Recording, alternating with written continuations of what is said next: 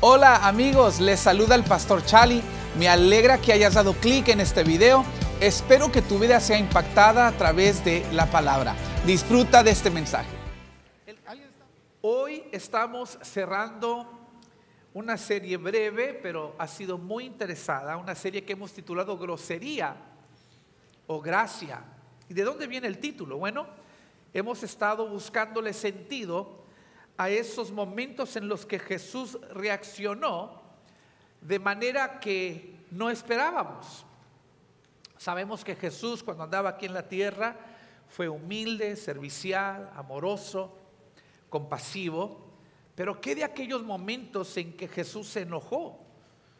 O esos momentos en que aparentemente se portó grosero. Digo aparentemente porque sabemos que vivió una vida perfecta y sin pecado. Pero la serie nos ha retado a ver estos sucesos y preguntarnos, ¿nos vamos a ofender o vamos a extraer la lección? Porque sucedió tantas veces como para que Jesús sintiera la necesidad de decir lo siguiente, Mateo 11:6. Dios bendice a los que no se ofenden por causa de mí. O sea, Jesús abiertamente está reconociendo: a veces voy a ofender, pero si tú puedes, en lugar de tomar la ofensa, buscar la lección, vas a encontrar una bendición detrás de eso. Y lo vamos a ver claramente en nuestro texto de hoy, porque la razón por qué el Evangelio a veces ofende, sin duda el Evangelio es una bendición, pero puede ser ofensivo porque a Jesús le importa más ayudar a las personas que agradar a las personas. Como cristianos debemos hacer nota de eso porque somos embajadores de Cristo. La iglesia es la embajada del cielo. Somos llamados a ayudar a las personas, pero no siempre a agradar a las personas. Tenemos que agradar a uno, la audiencia de uno. Yo no estoy detrás de los likes de muchos, yo estoy detrás de la aprobación de uno. Y ese es mi Padre celestial. Pero estos sucesos revelan lo que yo llamo la gracia escandalosa de Cristo. Jesús amaba lo suficiente a las personas como para hacerlas sentir incómodas si era necesario. No tenía miedo de demostrar sus emociones porque venía como un Salvador apasionado por su pueblo. Y es lo que vemos en la lectura de hoy, Marcos 11, versículos 11 al 14. Dice: así que Jesús llegó a Jerusalén y entró en el templo. Después de mirar todo detenidamente a su alrededor, salió porque ya era tarde. Después regresó a Betania con los 12 discípulos. A la mañana siguiente, cuando salían de Betania, Jesús tuvo hambre. ¿Jesús tuvo qué? No se olvide de ese detalle. Vio que a cierta distancia había una higuera frondosa. Así que se acercó para ver si encontraba higos. Pero solo tenía hojas porque aún no había comenzado la temporada de los higos. Y aquí es donde tenemos que decidir si nos vamos a ofender o vamos a extraer la lección para obtener gracia. Versículo 14.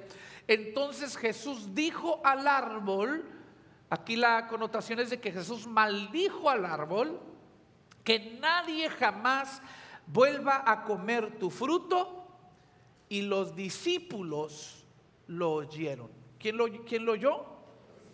Los discípulos. Ahora, si te estás preguntando por qué Jesús maldeciría a una pobre, inocente higuera, no estás solo. Los eruditos también han batallado mucho con este episodio. Hay un comentarista llamado William Barclay que dice de esta historia: no parece digna de Jesús. Otro experto comentarista del Nuevo Testamento, T.W. Manson, dice: es una historia de poder milagroso al servicio del mal genio. Bertrand Russell, un filósofo que escribió un ensayo titulado La razón que no soy cristiano, citó, entre otras cosas, este pasaje como una de las razones por las cuales él no cree en Dios. Dice que este episodio pinta a Jesús como un hombre furioso, incapaz de controlar su ira y no digno del supuesto Hijo de Dios. O sea, ha sido un pasaje que ha causado controversia. Si usted agrega el hecho de que Marcos nos dice claramente que ni siquiera había llegado la temporada de dar fruto, Entonces tenemos que admitir que nos parece algo extraño la actitud de Jesús. ¿Por qué va a maldecir? ¿Por qué va a secar una higuera cuando todavía no era tiempo de dar fruto? Bueno, tenemos que ver un poquito más de cerca el contexto para comprender un poquito mejor la motivación de Jesús. Regrese conmigo al versículo 11, voy a empezar a resaltar algunas cositas. Dice: así Jesús llegó a Jerusalén y entró en el templo. Después de mirar todo detenidamente a su alrededor, salió porque ya era tarde. Después regresó a Betania con los 12 discípulos.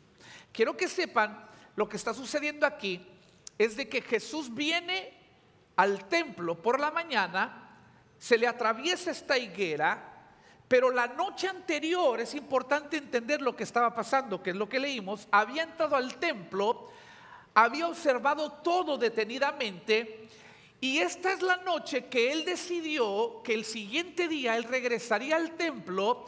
Y es donde entramos en ese famoso episodio donde Jesús volcó las mesas, porque habían tornado la casa de Dios, el templo, en una casa o en una casa de mercado. Algo que Jesús estaba muy molesto al ver esto. Entonces quiero que sepan que la noche anterior él ve esto que lo molesta mucho. Él regresa a Betania y ahora es la mañana siguiente. Ha tenido toda la noche para pensar en la profanación del templo. A estas alturas su corazón está palpitando aceleradamente con una santa indignación. Está apasionadamente decidido que tiene que hacer algo al respecto. Va a ir a confrontar la hipocresía que está invadiendo el templo. Lo que tiene en mente hacer requerirá una gran medida de esfuerzo y de energía humana. Entonces viene molesto, enojado y hambriento. Necesita comida como combustible, porque va a ejercitar aquí su lado ninja, le digo yo, ¿sí? Porque la Biblia dice que cuando sacó a los mercaderes no les pidió que salieran, dice que los sacó. O sea, yo me lo imagino físicamente encargándose del asunto. ¿Está conmigo? Entonces, él viene, lo que intento hacerles ver es que Jesús viene en su naturaleza dual. Viene como el Hijo de Dios, cumpliendo un propósito divino, en este caso con ira, una ira divina o una ira santa, pero también viene como el Hijo del Hombre, humano, hambriento y molesto. Y esto nos va pintando un retrato un poquito diferente. Podemos ver un poquito mejor que Jesús no está enojado con el árbol, ya viene molesto. Lo que le molesta no es tanto el árbol, ya viene molesto y viene enojado con su pueblo. Pero a su pueblo Jesús los amaba. Entonces, en lugar de descargar su justa ira sobre su pueblo, la descarga sobre el árbol. Esto cambia las cosas. De hecho, creo que esto nos está presagiando la cruz, porque en lugar de maldecirnos a nosotros por nuestro pecado, tomó también un árbol y de él lo puso en forma de una cruz y se llevó nuestros pecados al Calvario. Desde esta perspectiva es fácil ver que Jesús estaba ejerciendo gracia, porque la maldición sobre la higuera le pertenecía a los que estaban en el templo. La maldición sobre la higuera nos pertenecía a nosotros. Entonces, ¿podemos enojarnos por el árbol? ¿O podemos liberarnos al reconocer que nos perdonó a nosotros al descargar su ira sobre el árbol? Ahora bien, hay una cosa más que debemos considerar al intentar comprender la motivación de Jesús. Este es un detalle muy importante. Esta es la única vez en todos los evangelios donde Jesús usa su poder milagroso para maldecir en lugar de sanar. Este milagro no restaura, este milagro juzga, y es la única vez. Por cierto, lo realiza este milagro en silencio y sin fanfarrias.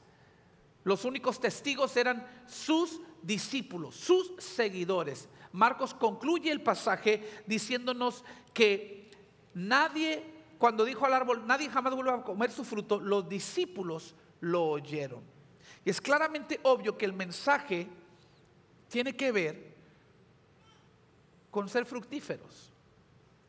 Y es claramente obvio que Jesús tiene un mensaje para sus seguidores. No lo hizo a la luz de todos, lo hizo para sus seguidores. Cuando hablo de sus seguidores, sus discípulos, nos tenemos que incluir usted y yo, porque somos discípulos, seguidores de Jesucristo.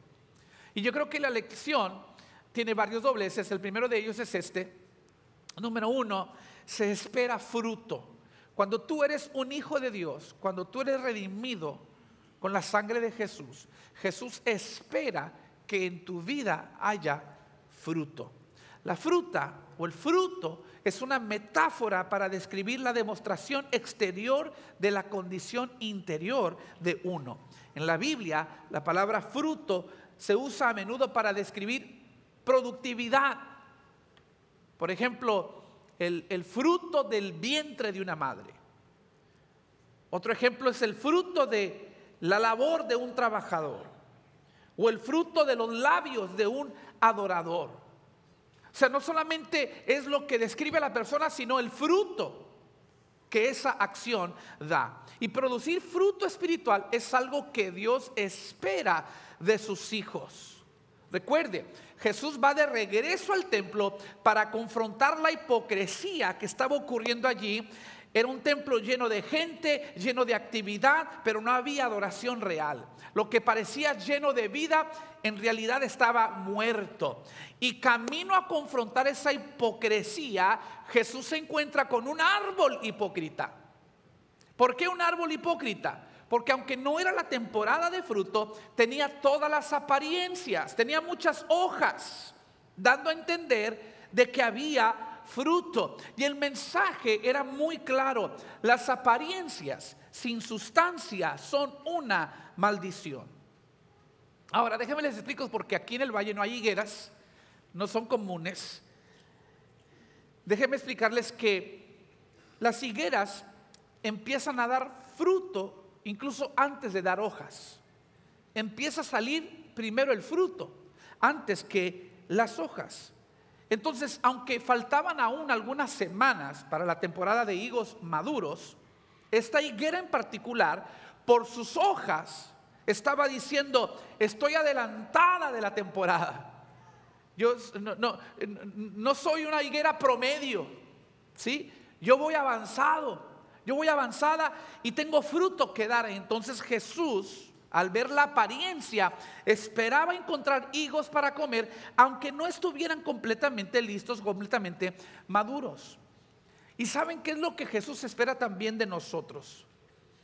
Hay cristianos muy maduros, hay otros que son más nuevos en la fe, pero todos deberíamos estar dando algún tipo de fruto. Todos estamos en un punto diferente de nuestro caminar con Cristo, pero todos tenemos que estar dando algún fruto. Es tan importante dar fruto que Jesús le dio al tema un capítulo completo en el Evangelio según San Juan. Vaya conmigo a Juan 15. Voy a leer unos puntitos nada más. Versículo 1. Jesús dice: yo soy la vid verdadera y mi Padre es el labrador. Entonces nos está dando una ilustración en la que Él es la vid, Dios el Padre es el jardinero. ¿Cuál es el trabajo del jardinero? Asegurarse que la vid esté dando fruto, que la vid sea fructífera, que esté produciendo. Versículo 2. Él corta de mí toda rama que no produce fruto. No me pierda aquí, porque miren lo que vamos a ver, es muy interesante. Empieza a hablar de la rama que no produce fruto. Sigue diciendo: y poda las ramas que sí dan fruto. ¿Ok? Entonces empezamos con una rama que no da fruto. Ahora está hablando de las que sí dan fruto, pero tienen que ser podadas. Seguimos leyendo: para que den aún más. Dice la tercera parte del versículo. Ponme el inciso C. Para que den aún más. Entonces empezamos de una rama sin fruto, después hablamos de una rama con algo de fruto que se poda para que dé más fruto. Versículo 5. Ciertamente yo soy la vid, ustedes son las ramas. Los que permanecen en mí y yo en ellos producirán mucho fruto. Mire cómo vamos escalando, ¿ok? Empezamos sin fruto y luego algo de fruto y luego más fruto y ahora ya vamos en mucho fruto. Versículo 16, ustedes no me eligieron a mí, yo los elegí a ustedes, les encargué que vayan y produzcan frutos duraderos. Wow, ahora está hablando de ¿qué? De fruto duradero. Empezamos con 0 fruto, luego algo de fruto, más fruto, mucho fruto y ahora tanto fruto que no nos podemos deshacer de él. Y es un fruto duradero. Perdón.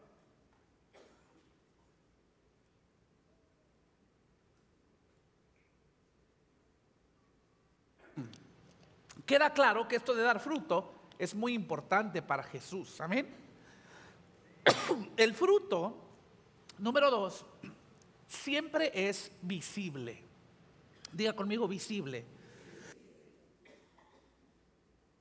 No existe tal cosa como fruta invisible.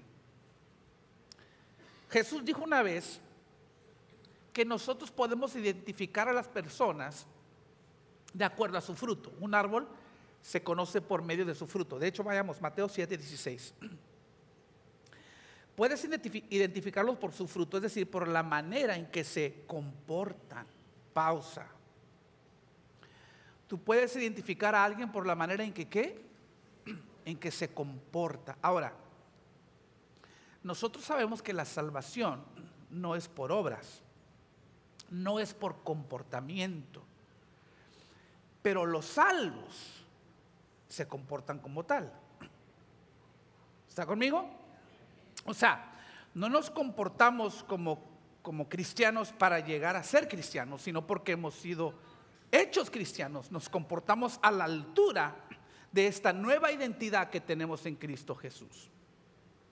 No nos ganamos el cielo por nuestro comportamiento, pero como el cielo nos alcanzó, nuestro comportamiento lo refleja. ¿Están conmigo? Es importante entender eso. Dice, ¿acaso puedes recoger uvas de los espinos o higos de los cardos? Un buen árbol produce frutos buenos y un árbol malo produce frutos malos. Por sus frutos los conoceréis. Se lo planteo de esta manera. Si usted fuera acusado de ser cristiano, ¿habría suficiente evidencia para hallarlo culpable? ¿Habría suficiente fruto para hallarlo culpable? Entendamos de que si somos cristianos, nuestra familia, nuestros amigos, nuestros vecinos, compañeros de trabajo, todo el mundo debería saberlo. Debería haber algo en ti que le anuncie al mundo que tú estás conectado con Dios.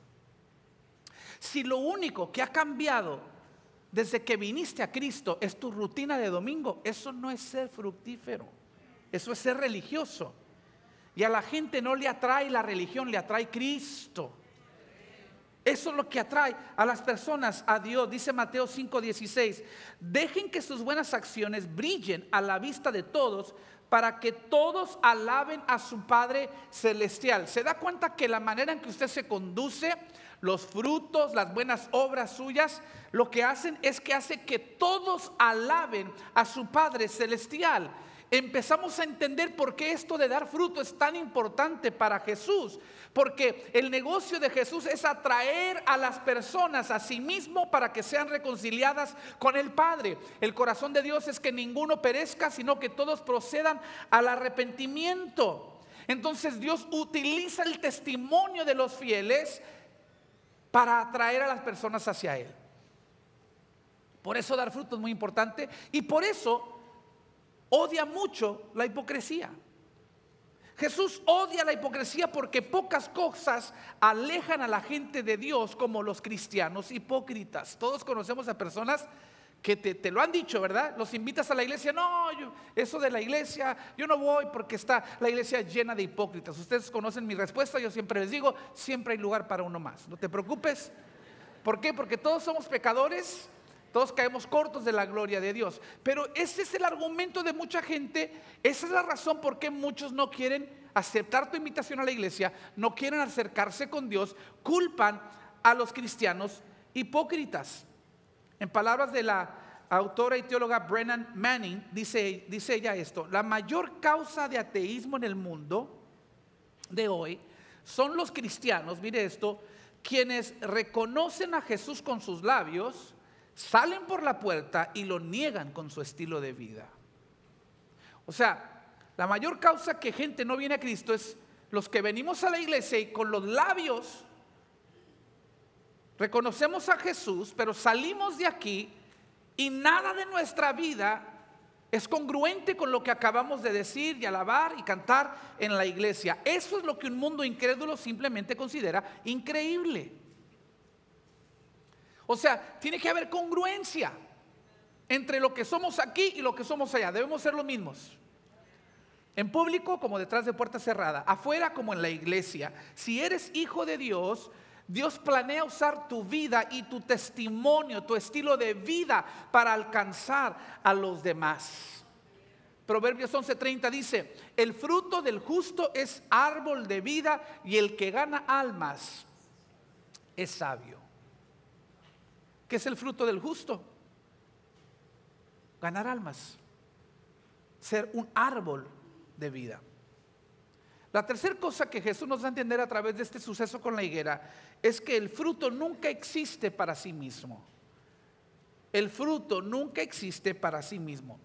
La fruta de un árbol existe para que alguien más pueda venir a comer y disfrutar de esa fruta. De hecho, la única fruta que usted ve comiéndose a sí mismo es fruta que se está pudriendo.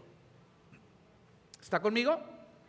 Entonces aquí hay otra pista. Pastor, ¿cómo puedo yo saber si estoy siendo un cristiano fructífero? Bueno, pregúntate esto: ¿está viniendo gente contigo con hambre de lo que tú tienes? Hay gente que te está preguntando en tu vida cotidiana: oye, ¿por qué eres diferente? ¿Por qué tienes esa paz? ¿Por qué tienes ese gozo? ¿Por qué esa seguridad?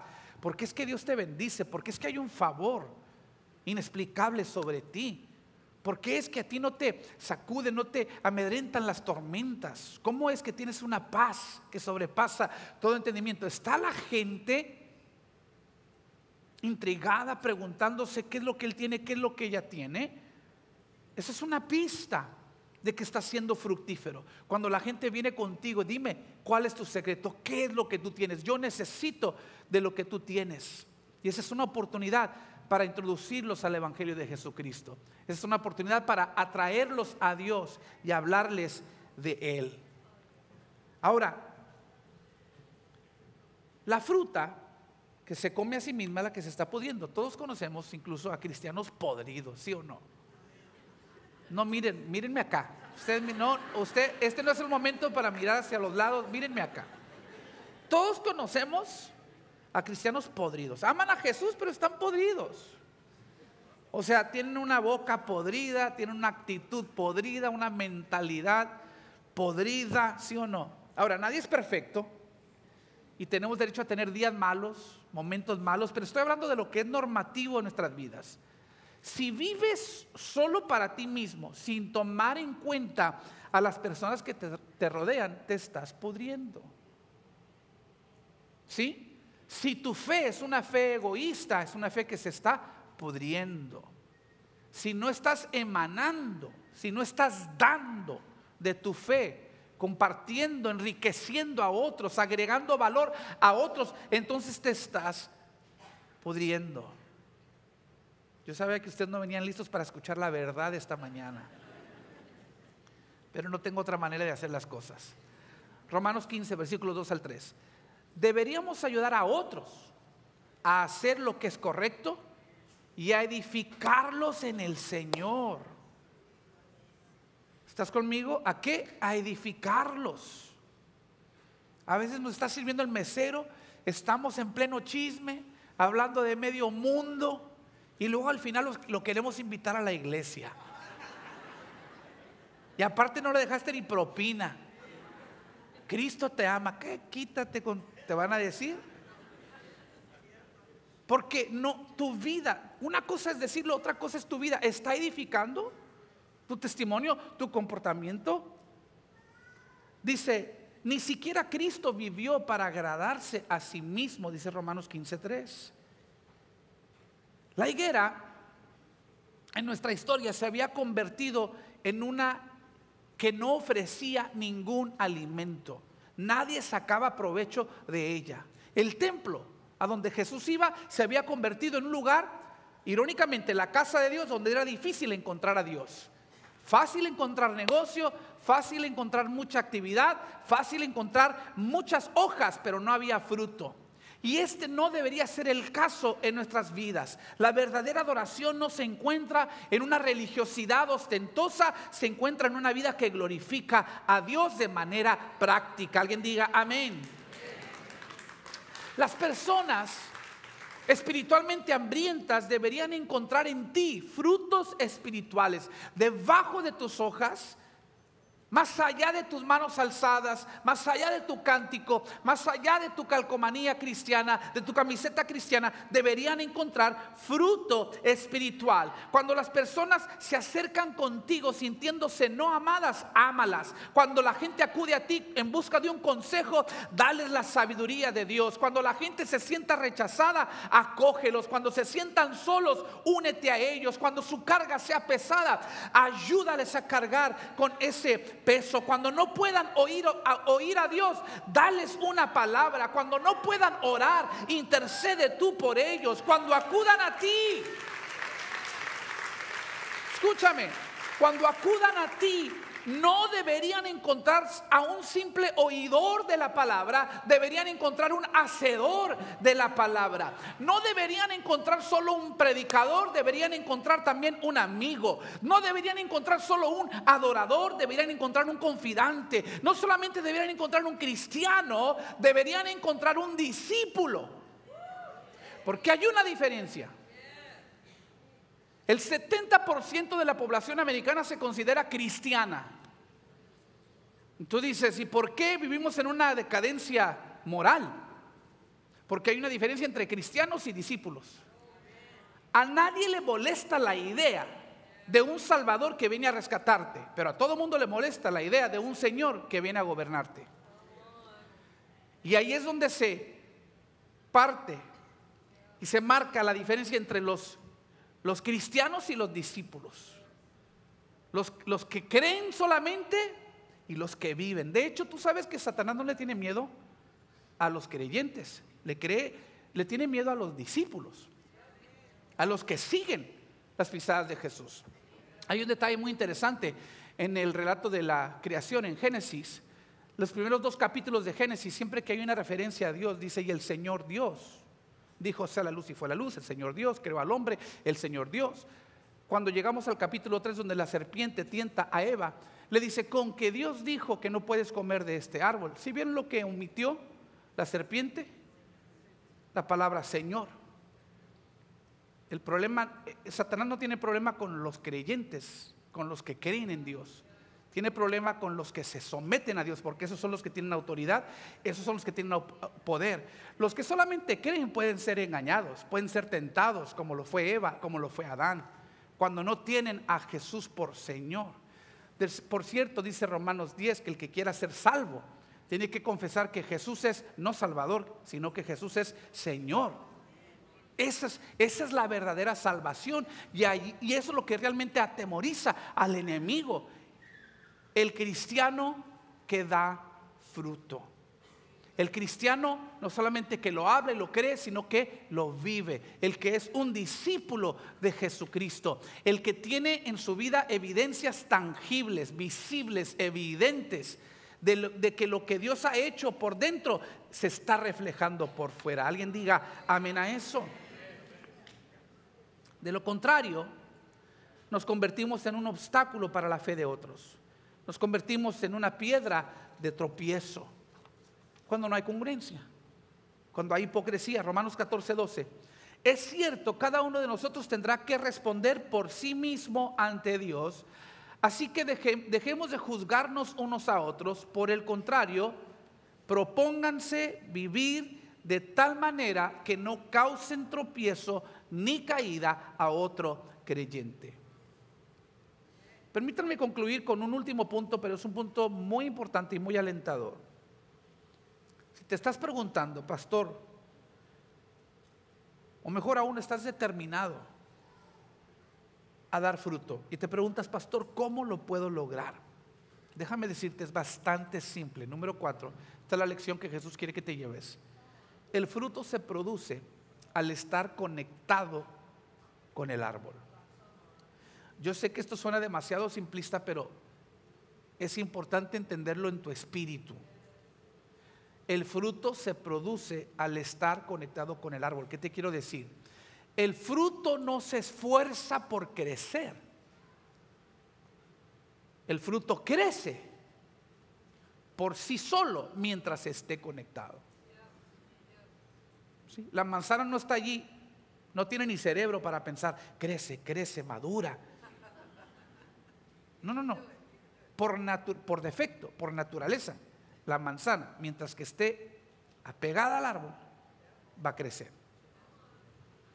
Va a llegar a su ciclo, su término, donde está lista para que alguien se deleite y disfrute de su fruto, ¿sí o no?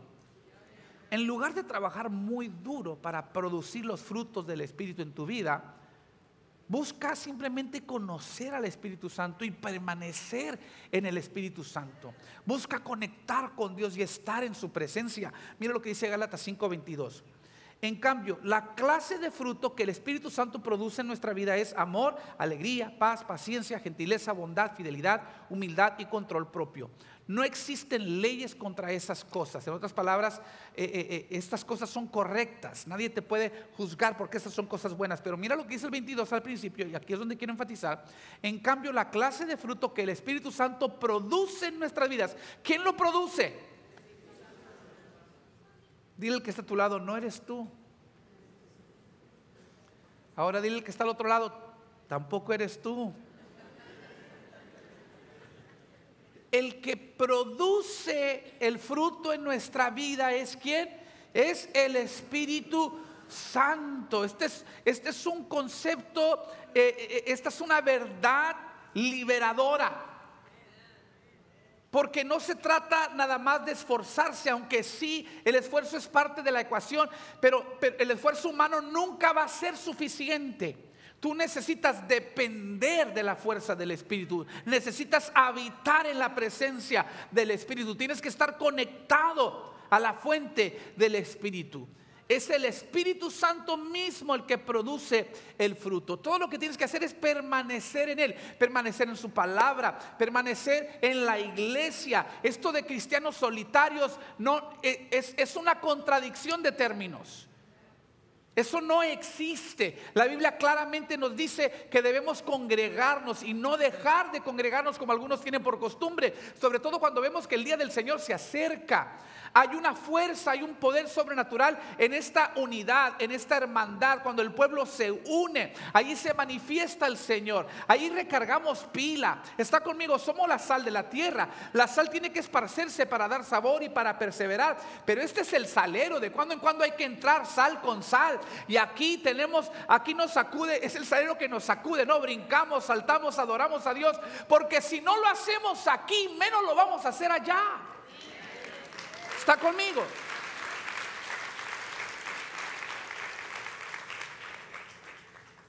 Juan 15:4. Yo sé que ya vimos a Juan 15, pero vamos a regresar allí. Ya casi terminamos. Permanezcan en mí. Miren, pausa. Vamos a hacer algo. Mientras yo lea estos versículos, yo quiero que usted vaya contando cuántas veces Jesús utiliza la palabra o alguna forma de la palabra permanecer. ¿Sale? Versículo 4. Permanezcan en mí y yo permaneceré en ustedes. Ya van dos. Pues una rama que no puede producir fruto si la cortan de la vid,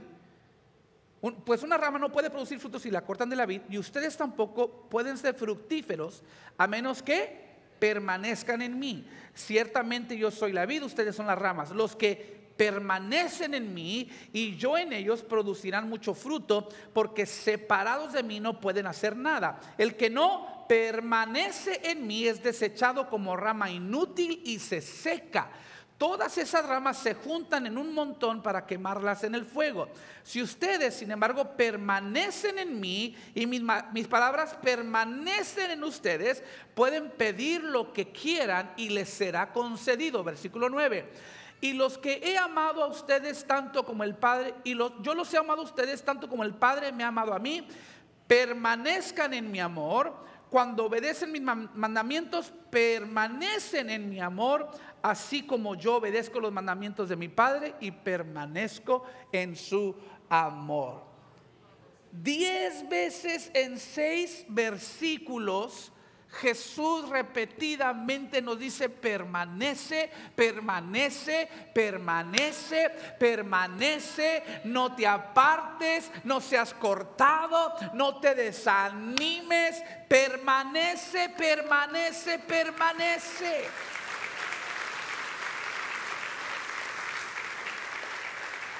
Lo que Jesús está diciendo en términos simples es de que la manera de ser fructífero es permanecer conectado al árbol, conectado a la fuente, conectado a la raíz. De hecho, la Biblia dice que cuando Jesús secó la higuera, se secó de la raíz para arriba.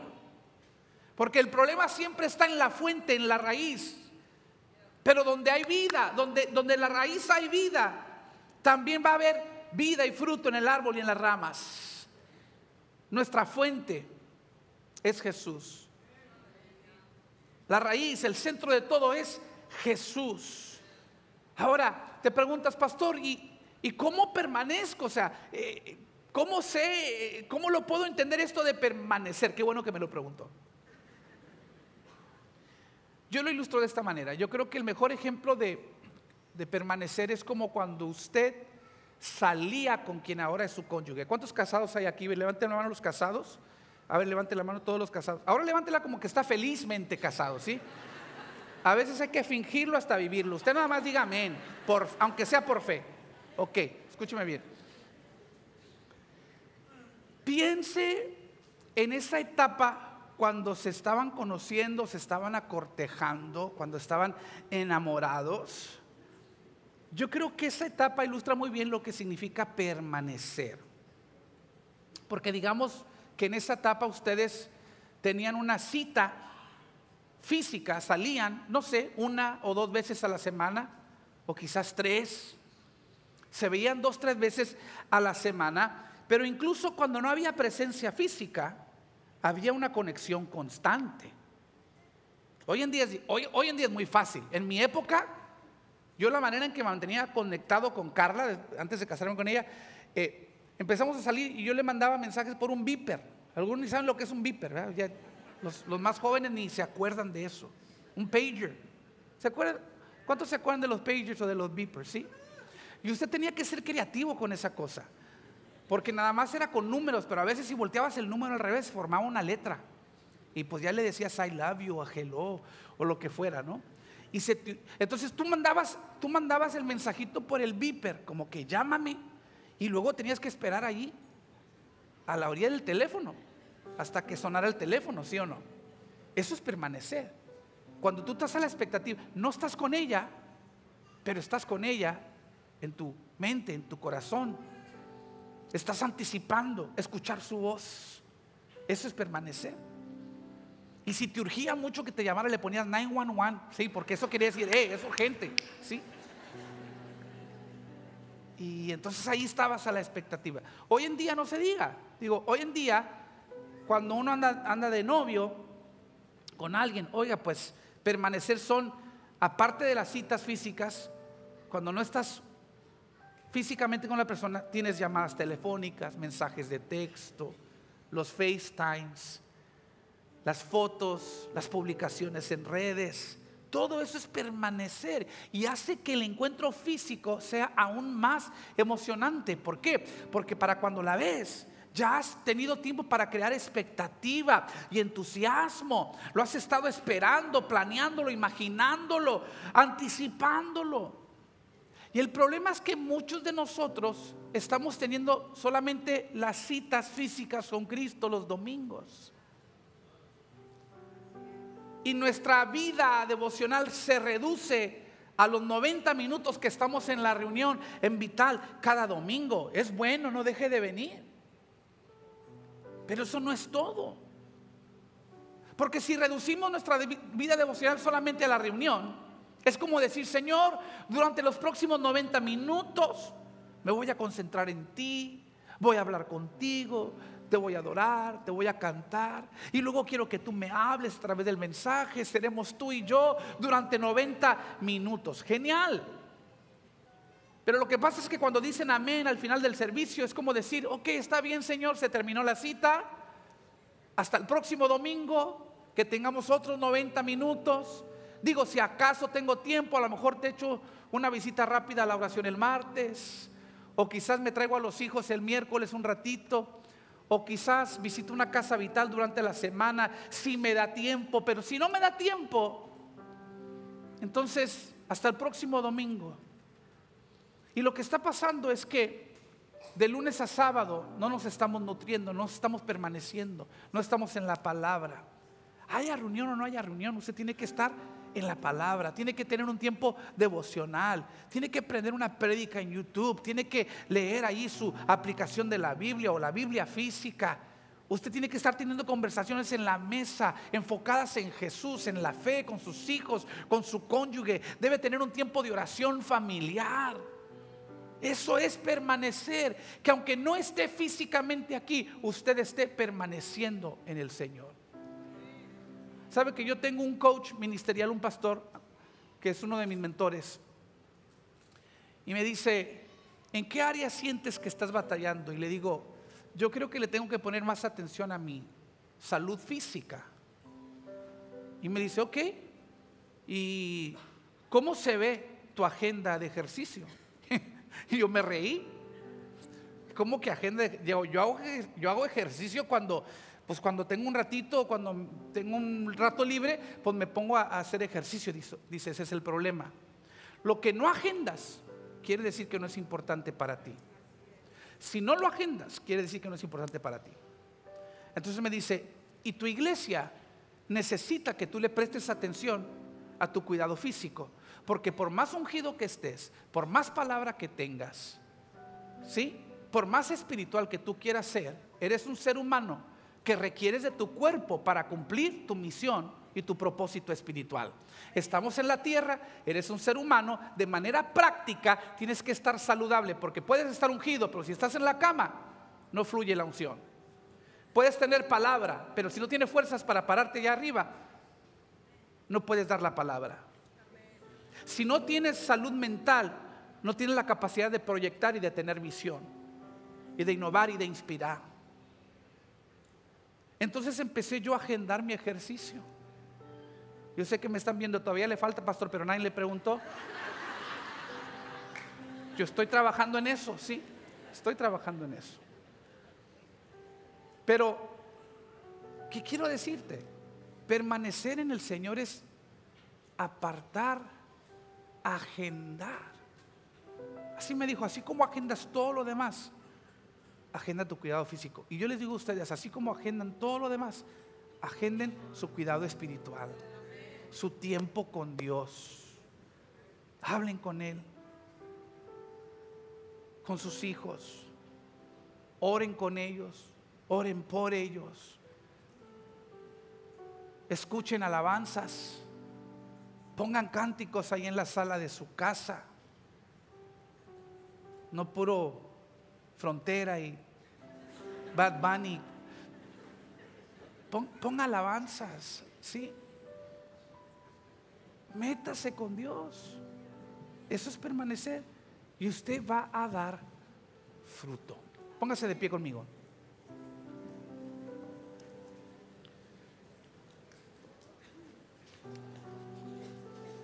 Te quiero decir algo el día de hoy.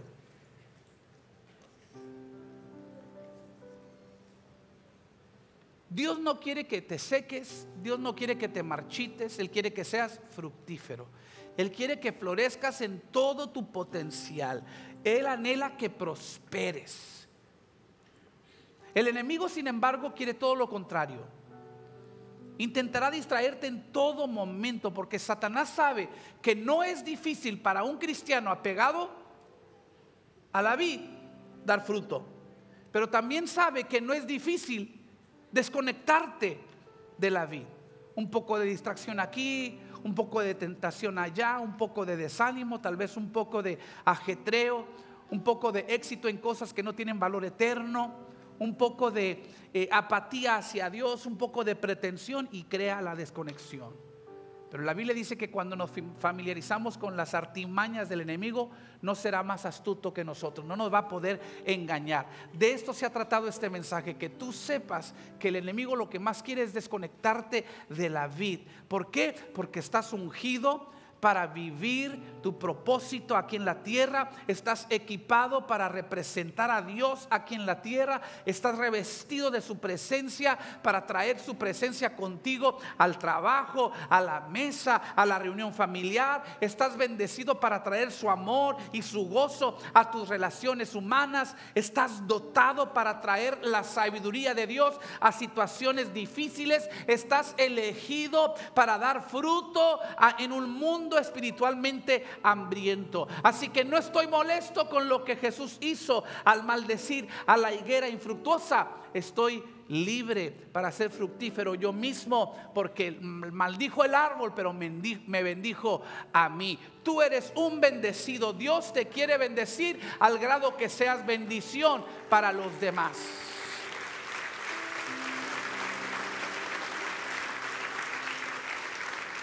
Y al cantar esta melodía, quiero que pienses en eso. Sí, que me acompañe la bendición. Sí, que vaya delante de mí y al lado de mí y detrás de mí, que bendiga mi entrada y mi salida, mi mañana, mi tarde, mi noche. Sí, que sea conmigo. Sí, que esté a mi favor. Pero que todo eso sea no solamente para bendición mía, sino que mi copa pueda rebosar y alcance bendición para aquellos que están a mi lado, para aquellos que amo. Yo quiero dar fruto para los que tienen hambre y sed de Dios. Así que yo te invito, el altar está abierto, vamos a cantar, vamos a adorar su nombre. Toma este momento, decídete en este momento apartar unos minutos aquí en el altar para tener un encuentro con Dios. Gracias por sintonizarnos. Espero puedas volver para ver futuros servicios. Suscríbete ahora mismo a este canal para que no te pierdas ninguno de nuestros videos y transmisiones. Recuerda compartir este video con alguien y no olvides acompañarnos en vivo todos los domingos por la mañana. Bendiciones.